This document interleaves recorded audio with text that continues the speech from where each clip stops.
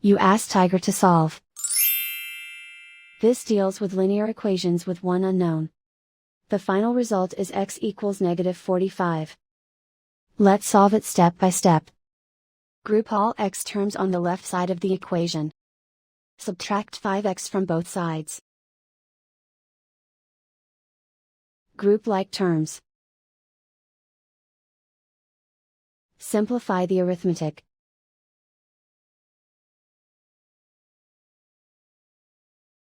Group all constants on the right side of the equation. Add 45 to both sides. Simplify the arithmetic.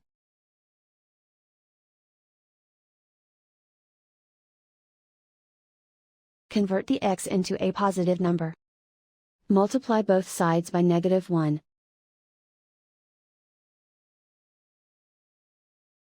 Remove the ones. Simplify the arithmetic. And so the final result is x equals -45.